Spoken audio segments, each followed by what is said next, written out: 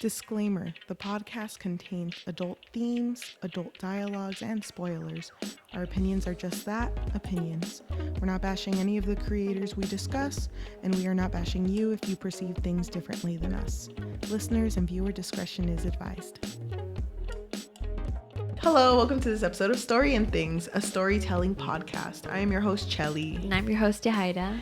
And today we're going to be talking about the Netflix series You. Season 1. Season 1. Because season 3 is coming out real soon. So we're going to talk about season 1, season 2, and eventually season 3. Mm-hmm. I did not know much going into this. Did you just watch this like for the first time? When you came in today, I was rewatching the ending.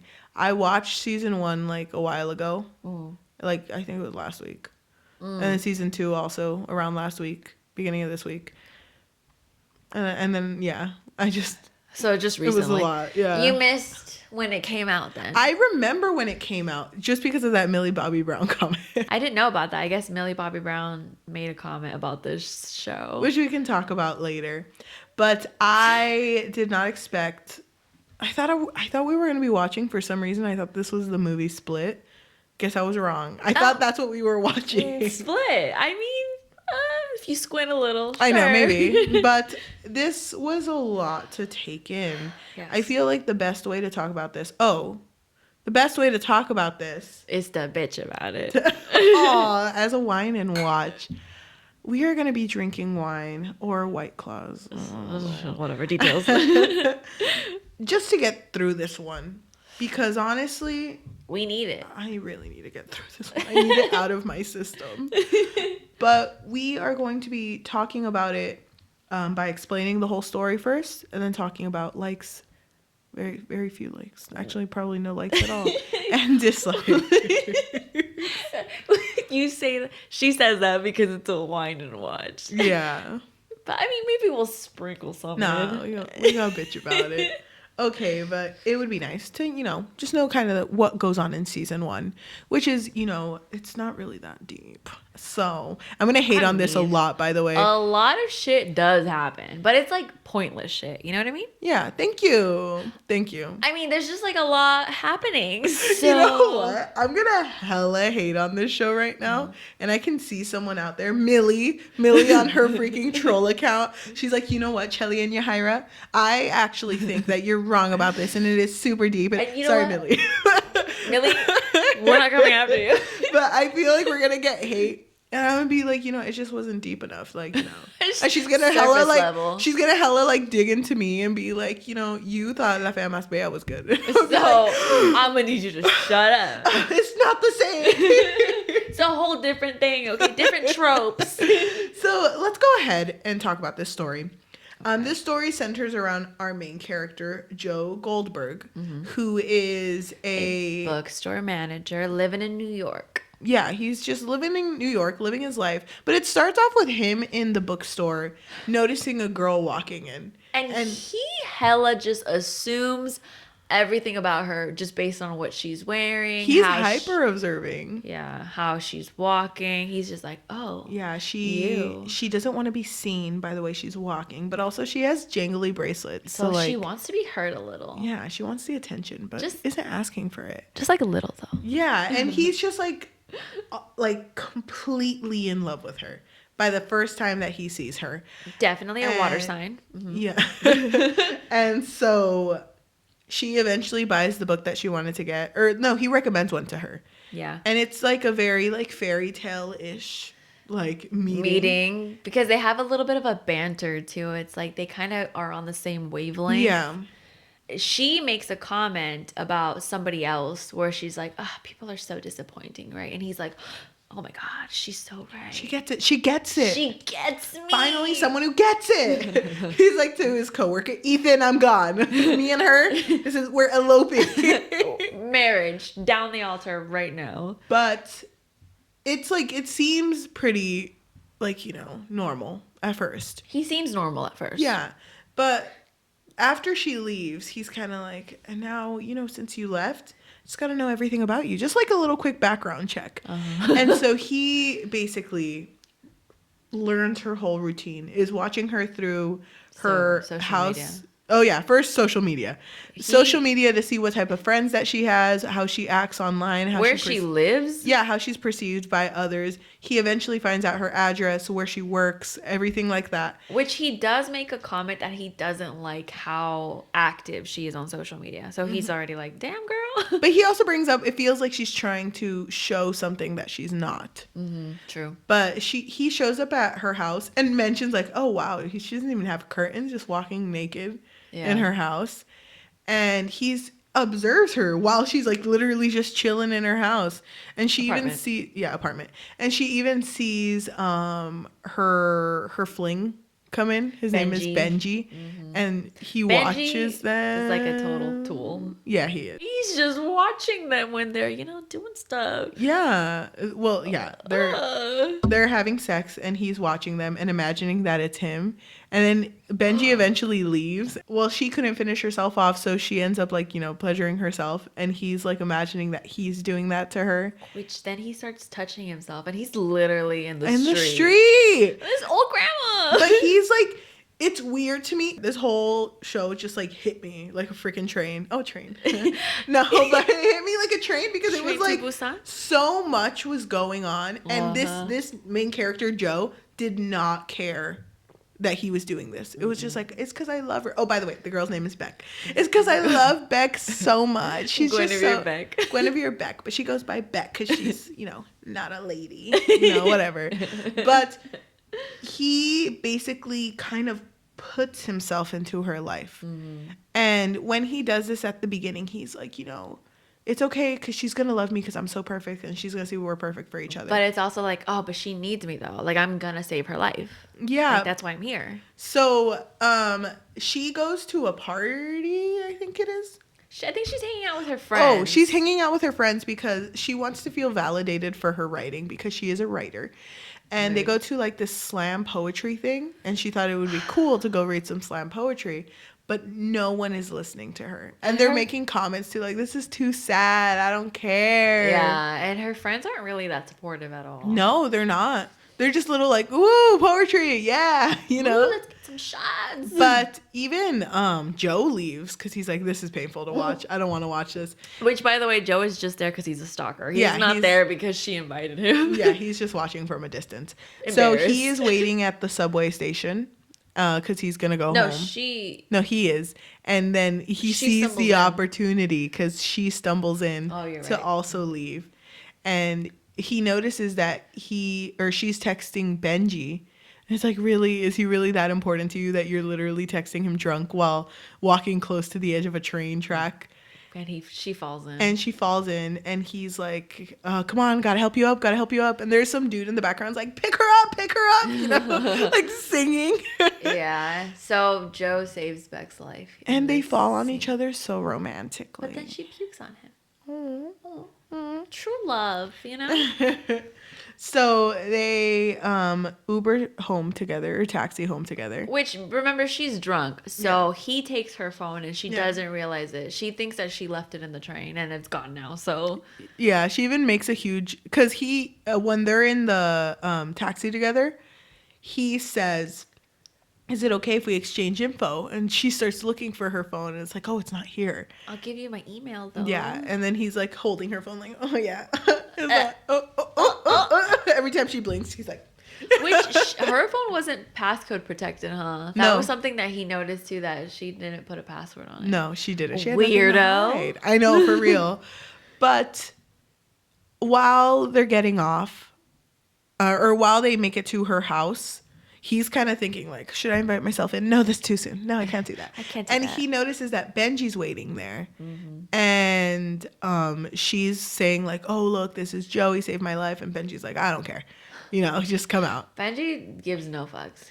He doesn't even really care about Beck that much. You know? He's a total like douchebag. Yeah. But at this point of the story, you feel like, hey, it's not that bad. He's a stalker. He's a little bit of a stalker. Only a little bit though. It's not that bad though. It's like a little. Oh, you know, he did lie about there being like a gas leak in her house and did sneak in to steal some of her panties and like look through her computer. But you know, whatever. Who hasn't done who that? hasn't done it? Because he pretended to be her boyfriend, right? Yeah, it's like whatever. But he does end up realizing that there's so many factors in her life, like so many people that he wants out of her life in order to make it easier and more noticeable to her that he's the right choice. Well, he has like a savior complex. So he's just like, all of these people, they don't love you like I do. Yeah. You know, they don't accept you. They don't accept your flaws. So he starts to get rid of them. Slowly. He gets rid of Benji by kidnapping him. And putting him in like a little cage that's in the basement of the bookstore. And keeps him for a while because he doesn't want to kill. He's not a killer. He's a stalker. Not a killer.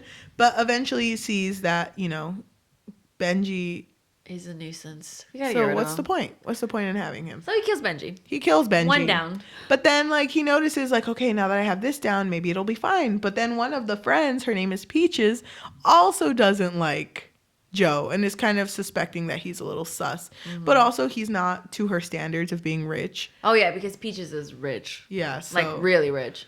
So, but Peaches, she's also kind of a little bit of a weird friend, you know? Yeah, because she also is obsessed with Beck in a way. And it's never told. It feels like it's romantic. Yeah. Yeah. But Well, Joe thinks it's weird because remember there was a point where he was like, she's obsessed with you. Yeah, right? and like Peaches does anything to get Beck on her side, even like fake a suicide or a suicide attempt. Right. In order to get Beck to be on her side. Because before that suicide attempt, Beck finally, because she would always run to her friends, literally all the time.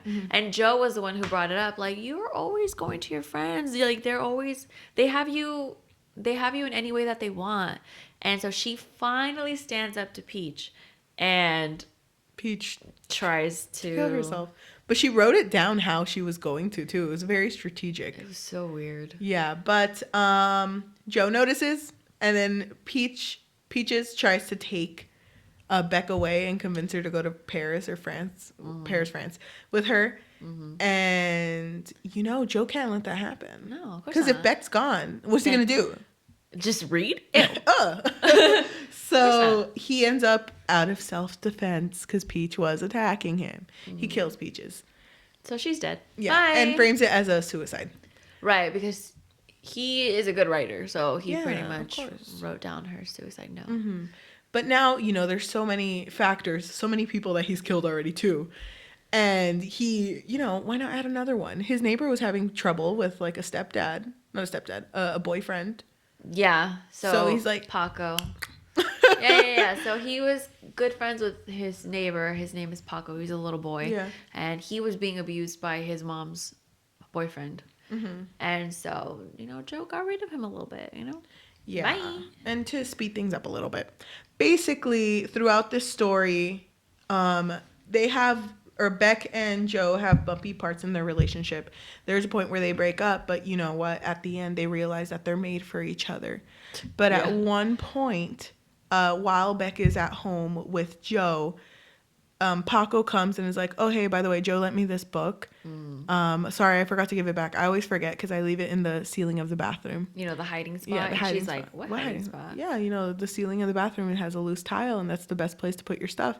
And she goes to check his stuff, and it's her phone, Benji's phone, Peach's phone. her underwear, and then Benji's teeth. Ugh. Yeah, and just like a bunch of them. Oh, and a picture of Candace. And Candace's locket, her necklace. So, which Candace was Joe's ex.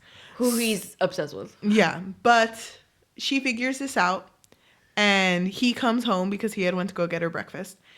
And she's freaking out. She tries to keep it cool, though. She's like, oh, Annika called me, and she wants me to hang out with her. Gotta go. But then he realizes, because he goes into the bathroom and sees a tooth on the floor, and just stops her and puts her in the basement of the bookstore, which has like a cooling cage where you leave the most expensive books. Yeah. and basically puts her in there, and it's like, oh, you just had to. Hey, but we could have had it all. You made things weird. We could have had it all. And he sings like the whole song. And she's like, God damn. Okay, but he locks her in this cage, right? But he also brings a typewriter, and she's a writer, but she never writes because she's too busy trying to impress her friends. And so he tells her, you know what? This is a good opportunity for you to write. He gives her a typewriter, and he's like, write something. And, you know, she's still in shock because, I mean, she just figured out that this guy who she thought was her entire life killed all the people that mattered to her in her life. Yeah. But she takes this opportunity to write kind of like a manuscript of everything she's been through, but blaming it on someone else who she actually had an affair with while her and Joe were together. Right. It was a therapist. Yeah. And she was like, it's perfect. Like, we can blame it on him. And you know what? We'll live together. And I love you so much. You know, we're going to have a perfect life together. And Joe opens the door and he's like, to the cage she was in. Right. But also, she's trying to manipulate him. Oh, well, yeah. No, because as soon as the cage door opens, they hug. And she stabs him with the sharp point of the typewriter. And runs for the door. He tries to chase her, but he gets hit with a mallet. Yeah. And, you know, she opens the door, is calling for help, and Paco happens to walk in as this is going on. But he's a little boy. He's a little boy, but remember that Paco's boyfriend was just killed. Paco's mom's boyfriend was just killed by Joe, and he feels really grateful. So when he hears that Beck is saying, you know, Joe's killed people, he's crazy, he's like, I'm not about to. He's like, well, you know, he has killed people, but one of them was convenient for me. So, I mean, I don't really see the problem here. Suddenly, I can't hear. Thank you. Suddenly, I don't care. So, thank you. The show ends with Beck, getting hit in the back of the head, I think. And it doesn't show much. No, he just like pulls her from the... He pulls her from the door, and then... all of a sudden it's revealed that he planted her body in the therapist, Dr. Nikki's backyard. And so because she made that manuscript, it made it seem that he was the one who killed her. And was blamed for the killing of... Beck. Benji. Oh, yeah, and Benji, Peaches, and like everything. So now Joe's completely free from that. And the story ends with, or season 1 ends with Joe at the bookstore, and he's like, oh my God, so heartbroken, never again. And then he sees never fall in love again. And then he sees a pair of legs, and he's like, oh, hello. Oh my gosh. She is wearing a dress, meaning that, you know, she's a little conservative, but also she wants to have a little attention on her. Just a little bit. And when he looks up, it's Candace, which was his ex that he thought he already killed. And then the show ends. So, did I do a good job explaining? Yeah, you did. I feel like those were the highlights of the whole show, pretty much. Yeah, everything else, honestly... filler. Whatever. Who cares? There is one thing that I think is important for the following seasons. Because Peaches has money... her family did hire a private investigator to figure out whether or not she was actually murdered, because Salingers never commit suicide. Yeah, exactly. That was the thing, because she was a Salinger, Peach Salinger. Exactly. So there is someone who's kind of scoping things out. Yeah. And Joe is a little bit like, because he was questioned by this private investigator. So. Yeah. Also, he did leave evidence in her house when... oh, yeah, because he was hurt and not in his right state of mind, and he really had to pee. So he peed in, like, a jar and left it there. Yep. So, DNA. Oops. Okay. After watching season 1 for the first time, how did you feel? I loved it. I really liked it the first time. Whoa, this is a wine and watch. My bad. No. Tell me your honest feelings. So, honestly... I didn't know what to expect when the first time I watched this, and I did not expect him to have killed Beck. We already talked about this, but I always wanted to see the best in people. So even though he was killing these people, I was like, I mean, maybe he has a point. I saw a teaser for trailer 3. I thought they ended up together. Like, that's what I thought it was going to end like, because I didn't see the characters. Oh. But I saw like a little, snippet. I was like, oh, okay, so they're happy. But no, he killed her. Yeah, I did not expect him to kill her because he thought he was so in love with her. But before we get into the wines, I do want to say that I did really like that Beck was not ever a good character. We were only seeing her in the lens of him. Because he was so in love with her and he thought the world of her, even though she really wasn't that great. Isn't it kind of funny too? Because Benji, which is the toxic boyfriend that Beck had, kind of tried warning him too. Yeah, because he was like, she's not that great, bro. And he was like, what do you mean? She's great. She's lovely. 10 out of 10. That's very unreliable narrator type of thing. I kind of like that. Okay, since, we're not whining yet, we'll just get some in there. We'll get some good I things really in liked that it was in his point of view. Yeah. I thought that added to, like, comedic relief and stuff. Just hearing how he thought about things. Because I liked when he, like, would freak out and he'd be like, oh, my God, what do I do? What do I do? Do they know? Do they know? Where's Peaches? She's setting me up. Like, I liked that aspect of it. I also liked how, like, he had a savior complex. 100%. I loved when he would be like, oh my God, I'm saving her right now. I'm saving her. This is our moment. Like how when he was dating someone else during their break and he broke up with that someone else to be back with Beck, and he like runs up to her window and screams like, I'm all yours, babe. I'm all yours. We're meant to be together. And she's like not listening. So he's like, oh my God, I'm going to throw a little pebble. It's just like so romantic because, her window. Yeah, like hella shattered her window and you can hear her scream from the inside. It's so funny. She really does scream. Yeah. That's funny. So I don't know. I like those little aspects of it. But if I have to say how I felt about it after the first time I watched it, I got up to like episode 4. The first time you watched it? The first time I watched it. I got up to episode 4. And I just remember pausing. I don't remember what happened. It was something like that. Oh my God. 4. Can you remind me what episode 4 was? Episode 4 was the captain episode. So it's when it's revealed that Beck actually does have a father. Yes. And she's with him. Yes. So that entire, like 1 through 4, even before starting 4, I was like already on like. On one. Like I couldn't do it anymore. And the part that got to me was when he was finally found by Beck, that he was stalking her. Oh. And I literally like paused, I closed my computer and I just sat. Never looked back. I sat in my living room and I was like, I need to breathe. I need to make it through this show, but I can't right now. Like I physically can't. Yeah. And that's like after that I kind of slowed down with my watching because I was like, I can only take so much in one day because I can't. No, I get it. No, I completely understand. It is a lot. I did not like this show. Oh, dang. Yeah. Well, I like the show. I'm glad you did. I love when you like things. Thank you. It makes me happy. Thank you. Oh. Although I will bring up something that I think is kind of maybe important. I don't know. I saw a friend recently, and we were talking about our friend, like our mutual friend. Yeah. Okay. And we were talking about this because season 3 is coming out soon. So I was just like, have you seen it? And she was like, the way that she is, I love her. Love you to death. But sometimes. Does she watch this? She watches? No. Probably not. I don't know. She's busy. She hella works. This is our friend that works a lot. She was like, I couldn't get through season 1 because I feel like it's very women hating. And I was like, okay, I oh my gosh, I love her. I kind of get it. She like speaks the words that I want to speak. I thought it was interesting to see a whole progression of this making of a serial killer. Because honestly, I really didn't think that it would be this bad. I don't know what I was expecting. I was like, maybe Joe has a point. I don't know. Because I thought something would turn around or he would see that what he was doing was wrong. But he justified everything he did. Yeah. Mood. So, yeah. But let's get started with our wine. What do you want to wine about first? Jesus Christ. How many monologues do I have to sit through?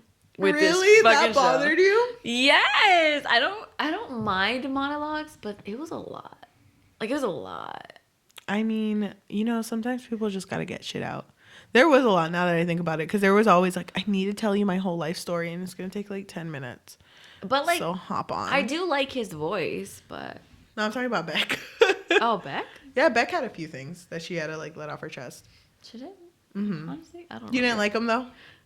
No. You're not a monologue friend? I don't mind monologues, but I feel like there is a limit. You know, as a Shakespeare stan, I'm a little shocked by First of all, you know I love my Shakespearean I know daddy. you took one class. I took one class and that was enough. In that class, I was like, hell yeah. Oh my gosh. No, I did not like the monologues just because I felt like, well, with Joe's character, Yeah. hella pretentious, right? Yes. Super pretentious. But the monologues just added more to it. So I was like, damn, am I supposed to like him? I don't know. I was kind of hoping that he would have had a change of heart Yeah. by the end, But no. but he didn't, so. No, the fact that he killed her. I mean, my you gosh. know, you make some mistakes. I did not like that throughout the entire series. Beck was always apologizing. She was? Yeah, she was always like, because he would say something like, oh, you know, with daddy issues and whatever. And she's like, whatever. And then they break up. And then she's like, you're right. And I'm sorry. I just didn't want to hear it. It's because he had such a way with like manipulating the situation. Yes. Where it would seem like it was Beck's fault. I'm not saying that I hated that Beck was apologizing, like, for realizing, like, what she's going through. I just don't like it. That's the toxic relationships, because it's also, you know, have you heard of that psychology thing that, like, you can make someone fall in love with you if you validate them a lot and then call them out on shit and then wait for them to come back so that you can validate them again. Yeah, it's like a I said cycle. that weird. I think I'm getting drunk. No, it's a cycle. Yeah. I know what you mean. But So she went through it and she never noticed. no, she didn't notice. No. But she thought he was perfect until the end. Because even when they did break up and they made up again, she thought that there was something wrong with her. She was like, oh, no, I lost a good one. You were super nice to me. But it was my fault that we broke up. Even though he was the one who started the fight about the cheating thing, which she was cheating. Oh my gosh. She? Yeah, she was cheating. She was cheating with John Stamos of all people. I mean, do we blame her? I freaking hate that it was John Stamos. That's so, I didn't recognize him. Oh, it's crazy. I was like, I know him. I know this man. Him. Oh my gosh. Yeah, so she had a therapist and then she cheated on Joe with him. Which, oh my God, wait, I love and hate that scene where I love that scene. I hate it. No, okay, well, yeah, I get it why you love it, but I hate it because the fact that all it took was for her to say, I love you, for Joe to be like, damn, forgiven. Oh my God. And freaking props to the people who shot that scene. Because did you notice the whole time she was speaking, her camera never shook. It was like on her. And she was just like, hey, I know you're upset. And anytime it was facing him, the camera was like shaking as if it would in like a serial killer's mind. Like how you would shoot a documentary of a serial killer. And it didn't stop shaking until she said, I love you. And then it stopped shaking when it focused on him and he said, really? Yeah, because it felt like everything just clicked into place. It's like everything he did was worth it, right? Because finally she loves him. Oh my God. I can't. That's so toxic. I know. But I mean, But like, it's back. Mood. Come on, it's back. Beck was never supposed to be like a likable character. Really? Did they say that? I don't think so. I mean, what's likable about her? I think it's funny. Well, I think it's true what you say. He is our narrator. So we see life through his perspective. Yeah. So it's like, We're supposed to like Beck because he loves her. Which at first I was like, yeah, totally, Beck's great. oh my gosh. But then I was like, damn, Beck sucks. Not a wine, but kind of like a little cheese man. Okay. Not cheese man. We'll treat it like cheese man. Okay. How did you feel after, because they went on a break and he dated this girl named Karen Minty, and she was really good to him. Yeah, she was. And it was too boring for him. Yeah, and so when they broke up, he was expecting to be slapped, but instead she was like, okay, I'm going to go. She took We're adults. the breakup like a freaking champ. And you can tell she wanted to cry. Of course it hurt her. Yeah. But she took it Because like they a were champ. dating for 3 months, and it seemed like they had a really good relationship. But he Yes. only broke up with her because then he realized, oh my God, wait, I kind of miss Beck. I need to be with Beck. Yeah, like Beck is my soulmate. My soulmate. Gosh. I love Karen. I thought it was great the way that she handled the breakup. Yes. But it did kind of piss me off that Joe so easily, like, I don't know, like, He went back to Beck hella fast. right, but And then, he didn't do anything after the breakup. He was like, oh, it's done. like, he didn't even think about Karen at all. No, because he has a one-track mind. He really It's does. only about Beck. For now. For now. But he did constantly think about Candace, too. He was always having dreams about her. Yeah. You think it was guilt, or what do you think it was? I don't know. Because you remember there was a scene where they were at the therapist. Well, he went to the therapist, too, because he thought that, you know, Beck was cheating. That was a whole other thing. But he was actually going to therapy, and they said that he didn't have closure and that he had to let her go. So he burned like a page off of a book that he had given her. But like, I don't think it was that, because we'll learn later in season 2, but he just needed validation from someone, and he found it in her for a while. Yeah. So. But I think that I mean, I feel like it ties in with season 2 as well, but I think that he really loves the idea of women not 100% loving him back. I don't know what it is. I feel He like loves it when it's complicated. Yeah, it's because I think season 1 is when they talk about his mom, right? Yeah. And how his mom. No, season 2. Doesn't he talk? Okay. Oh, you're right. Yeah, season 2. Well, anyway, whatever. I think it has to do with his mom. Why he's so like Yes. relying on these women who are so close to leaving him. Yes. I just Also, his savior complex. He just needs to be 100%. there Yeah, to like save someone. exactly. And the fact that he was always getting away with everything Annoyed me. was, yeah, it was kind of annoying because I was like, okay, what are the odds that things keep working out for you? Because literally anytime he would have to get rid of the body, someone almost caught him, and then it was like, oh no, you're just a chill dude. No, you're fine. And the fact that he passed out in Peach's house. Oh, I know. And he was out for a while. Yeah, he was out for a while because he had a concussion when he was like at Peach's place, and the fact that he didn't even get caught was so lucky. Just convenient. Oh too. my gosh. I just, when I told you why I didn't like this show, because you called me out on it. You called me out. Kind of rude. I did. Yeah, you were like, you don't like the show, but you like true crime stuff. Like, Well, I like- yeah, and I just felt like, because we've talked about true crime before, Yeah. like, or at least like people that we like watching. So I just thought like, I thought you would like it, or not love it, but at least like it, because we are watching the making of a serial killer. So I just thought, It was interesting. I do think it was interesting. I didn't think about it like that. I like when I watch shows like this, it kind of feels like something I would have watched in college if someone had put it on. And you know who that someone is. yeah, I do. We're calling you out. No, I'm just kidding. But Thank you. oh, thank you. It doesn't sit right with me when shows like this exist. And like, I don't want to call out the creator because like they did a good job filming it, and I mean they know what they're making. Like they know exactly what they're making. But Joe isn't supposed to be a likable character. No, I know that. I just like can't. People like him because we're all being manipulated by him. I just can't sit with it. Like it doesn't sit right with me.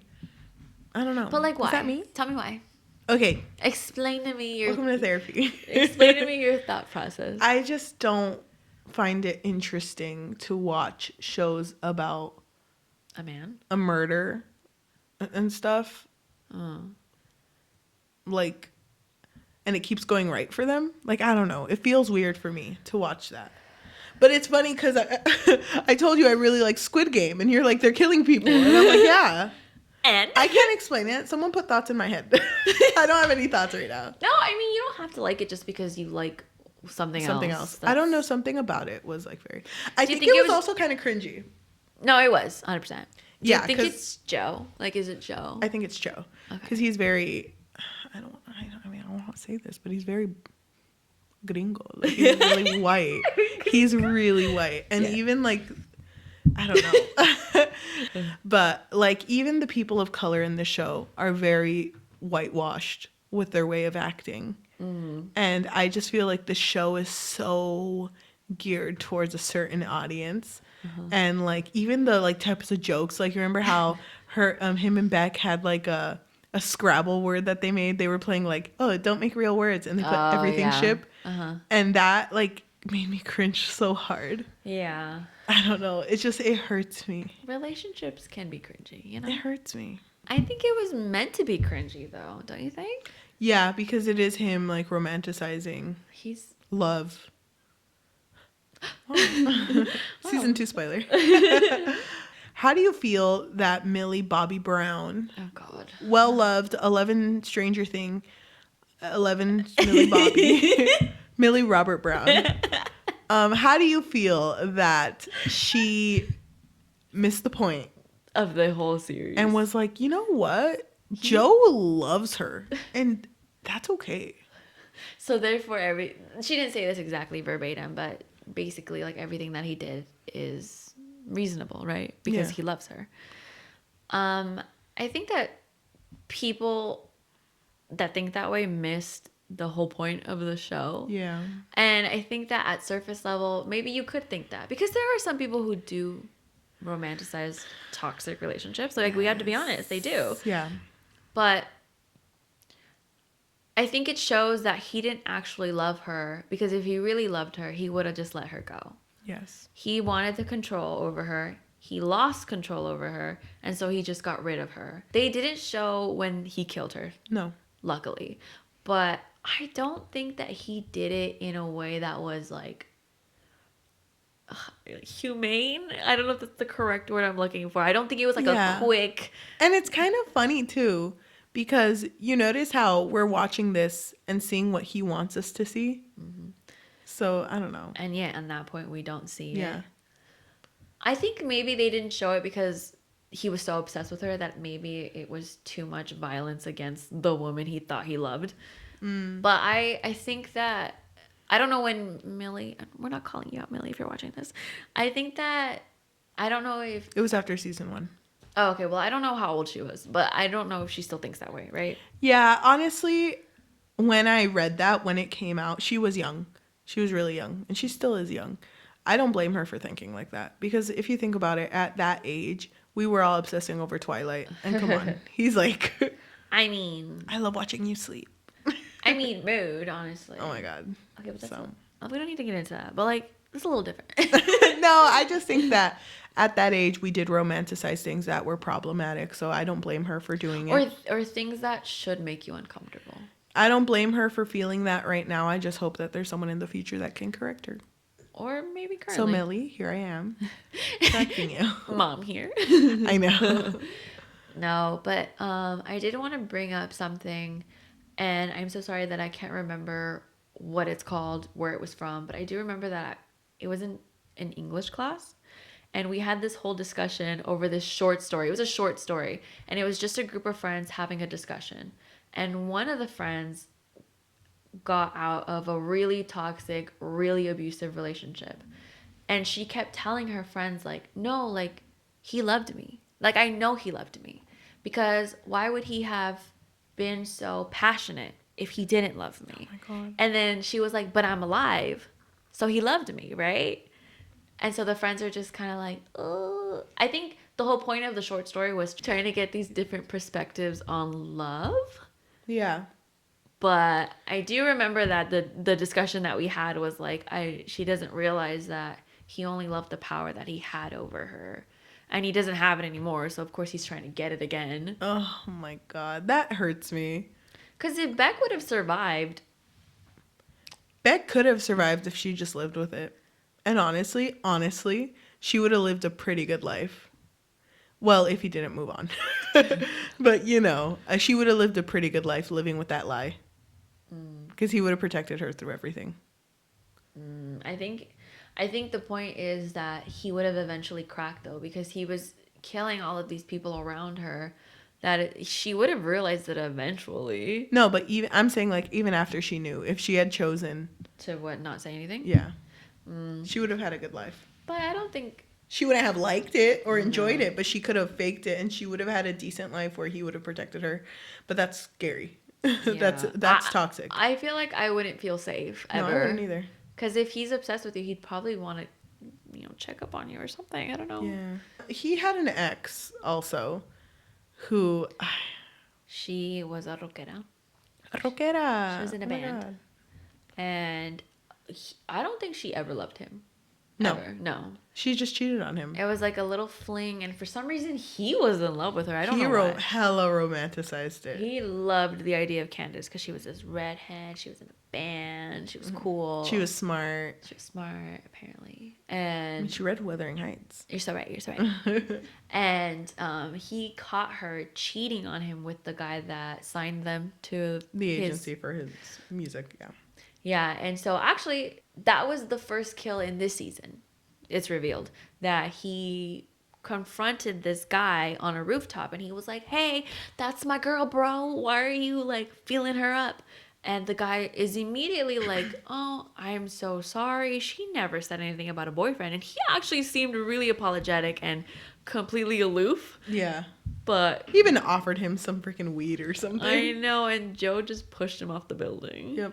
Oops. Joe was crazy, but I mean, he was raised by someone who also crazy. Only knew violence, and he had a bad childhood too. But not an excuse, though. Not an excuse. Oh my gosh. I don't think I have much to say. I don't think I have much wines. Do you not have any more wines? I thought you had like 100. I hate this as a whole. Oh, okay. And I can talk about how much I hate just like the fact that it just feels like he's getting away with things, and he's just like maybe season 3. A white man on a killing spree. But I mean, a lot of serial killers are white. And men. Oh my God! Why'd you have to remind me? I mean, they're not all white and men, but there's a lot of them. So. Oh my gosh, I hate it. Yeah, no, I get it. I really did enjoy my first watch, but like I told Cheli, it's one of those shows where I feel like I can just watch it once and I'm good. And never again. Never again. But you said you would watch the other seasons. I watched the new ones though. Yeah, just to see how it ends. Yeah, I want to know how it ends. I'll just watch the last episode. Remember that one time when we were in college and you had to watch something for school? And we watched the first episode of The Secret Life of the American Teenager. Oh my God. And it was a whirlwind. And we watched the last one. It was like, we didn't even have to watch anything in the middle. It's like, what the fuck just happened? I still hate that ending, even though we didn't get the middle. Trash. Okay, so we're going to read some reviews. I want to read this one, okay? I cannot say her last name. This is from Rotten Tomatoes, by the way. Yeah, it's I'm on Anna Leskiewicz. Okay, thank you. And they write, its sparkingly cruel sense of humor is what makes it compulsively watchable. Through Joe's sardonic narration, the show displays a rare eagerness to ridicule its own characters. To ridicule its own characters? What does she mean by that? Like, they kind of all suck, maybe? So, like, the show is showing us, like, look at them. I think the whole show is supposed to be satire, though. Yeah. Neil Pollack says, the lit world setting makes the story actually funny and the satire deeply savage. I hate it, though. I hate it. I don't think the satire's funny. I don't hate it. The only part that was funny was when he broke her window. Oh my God, that was funny. Alberto Carlos writes, a very addictive thriller that will undoubtedly give us a sinister view of these parties and, at the same time, make us question whether we have ever been Joe. What do you mean been Joe? Like been obsessed with someone? Have we ever been a little... Well, have you ever obsessed over someone? Maybe they don't mean it exactly like extreme. Maybe... No, not that extreme, but like when you're like, I need to know everything about this person. No, God, no. I don't have the energy. I don't think I have either. I have no energy. I have not Googled people. Like, but when you meet someone and you're like, I just need to know what type of person they are. So you look up their Facebook.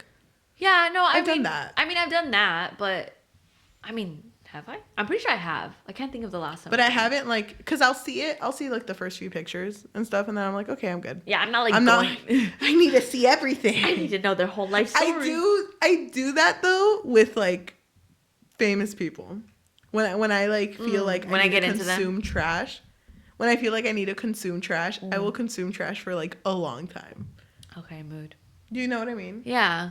But it's different with famous people because we're not seeing them. Yeah. So it's not like they're going to ask us questions and we're going to be like, I already knew the answer to that. I know your whole life story. I know it. Can I read Fiona Flynn? Because I feel like she's me. Addictive, yes, but it definitely comes from the type of trashy thriller you would consume in one day by a pool somewhere. Oh, That's me. sounds bougie. Is there any bad ones? No, everyone likes it. Oh my god, Gwen Beck is boring. Season 1 is 100 miles away from the intrigue that season 2 provides. The main problem is the boring main character. Okay, well, she's not the main character. Sky H gave this a half star. Oh. Yes, you're right. This is another yawn fest, another wannabe. Nothing happens. Yeah, some mentally ill guy is really into stalking girls, but you gotta give us significantly more than that. This is not the 90s. Oh my god, that actually kind of... I wouldn't say that nothing happens. I feel like a lot happens. A lot does happen. Actually, maybe I would argue too much happens. Because things are getting convoluted and it's annoying. Oh my god, this one is savage. Contains the most pathetically unstoppable storyline in the series. In the history of the series. It's exactly the moment when the girl stumbles and falls to the ground, running from the killer and dies. Only that it happens in every episode whenever something that could change the course to end bad for the villain. It is agonizing as there was not even an effort by the author to tell a story with a consistent narrative, just taken at random. Basically frustrating. Damn. Dude, I just am ready to put this. I know we're doing season 2 and 3. I can talk about season 2. I actually liked it a lot more than season 1. I just Wait, can I just make one comment? Yes, please. Isn't it interesting that in the beginning of the show, series, or season, Joe saved Beck's life with the train. Remember? Yes. But then at the end, he kills her. Isn't that interesting? It's kind of funny because that's what old romance was. Like, if no one can have her, then bye, bitch. If I can't have her, then no one can. Yeah. So he ended the story just how he wanted to. It's like a tragedy, but it's like, oh, it's so romantic. It didn't work between us, but it's okay. Because he got the last laugh by doing that, basically. Mm-hmm. I hate that everything worked out for him. Yeah. But, I mean, I get it, though, because they did a season 2. Yeah. So, what would you rate it? This first season? The first season, yes. I'd rate it a 0.5 out of 5. Damn, girl, that's the lowest you've ever... You gave Bridgerton a higher score. I did. I gave it like a 2 or 1. You did? Roll the tape. I give it a 0.5. You like Bridgerton more than you like this? Okay, don't bring up my relationship with Julia Quinn. Oh, sorry. No, but I can't sit through this again. I can't. And I'm going to watch season 3 because I love you and I love doing this with you.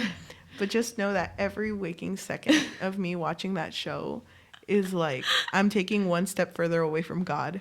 You're not? Okay. Thank you. I'm so sorry. Well, now I feel bad. No, it's okay because I love doing this with you. Oh, thank you. But I give it a 0.5 out of 5. Please try again. It's okay. Please you try really again. tried. I mean, I A for effort. Maybe if you recast. Maybe. No, I don't mind the cast. They did what they could. I mean, he literally said he was gringo, but okay. No, they were all gringos, pero they were all gringos. But I mean, that's a whole situation with how people are casting in general. I don't think it's just you. It's everything. You know what I mean? Yeah, I get it. Thank you. Cool. I rest my case. Thank you. And C. I would give it a 3 out of 5. We start fighting again. I know. Why? Because it had me hooked the first time I watched it. I was really interested to know how this story was going to end. But it was originally a book, by the way. You know that, right? Yeah. I wonder if it follows it correctly. I doubt it. But I never read it. Did you? No. I don't really want to. But if I have to hear more about freaking Joe's thoughts, I might die. Seems like it would be an interesting book, though. Maybe. But, oh my gosh, a 3? I really liked it. I thought it was... I'm so happy for you. I thought it was interesting. It was new. I had never seen anything like this before. Yeah. Where we were in the perspective of the future serial killer. Mm. But like I said, I don't think I would watch it again, though. Because, you're right. It is cringy. And some of those moments were just unbearably long. But it's funny because, like, I feel like people would call me out for giving it a low rating because it's kind of like you didn't understand the satire. You And didn't it's get like, how funny it was. I did. They're making a commentary on social media. Oh my God. I get it. I thought some parts were funny too, but it's not good. You could do this funnier. She's not amused. No, I'm not. I told you. This is a wine and read. I'm only whining. Or sorry, wine and watch. Oh. Sorry. I'm only whining. Because this is a wine and watch. But I don't think I have anything left to say. Nope, I'm good. Well, We'll bury that. I just want to thank everyone who is watching this on YouTube. If you are, thank you. I know. I was gonna say I know we look like a mess, but we look great. So thank you. If you are watching on YouTube, please leave a comment. Tell me, you know, how you feel about Joe, how you feel about Beck. If you've never watched this, would you? Would you watch it? Would you? Don't watch it. But no, you can watch it. It's okay. I mean, she wouldn't recommend it apparently. Just skip to season 2. Please hit that notification bell because it will notify you when one of us goes outside. Finally. I go outside a lot actually. Me too. To water my lawn. Only. That's it. Never. Strictly. I never. To get to work, I dug a hole just like a mole does. Oh my God, you have a little tunnel. Yeah, so I go through it just to get to, like, you know, my space. I love that for you. But please hit the notification bell. It helps with analytics. I don't know what that word means, but I know that's an important thing for YouTube. If you are listening to us in any audio format like Spotify, Amazon Music, Apple Music. Oh my God, I'm stumbling on my words. It's your friend. Audible. Whoa, what? We're on Audible? No one told me we're a book. Oh my gosh. Kidding. Okay, wait. No, we'll try to talk to Audible. If you are listening to any audio format, thank you so much. It really helps if you leave a comment, even if you want to be like, hey, I don't think Joe was a bad person. I will argue with you in the comments. I think Joe is a little misunderstood. I'm a Joe apologist. So. Oh my God, not the apologist. That's my word of the week, apologist. For real. Thank you. But it would really help if you leave a comment. People are more known through word of mouth. So that helps a lot. Thank you. So please tell everyone. Yes, but I think we're done. So thank you for watching, and we'll see you in the next one. Bye. Bye.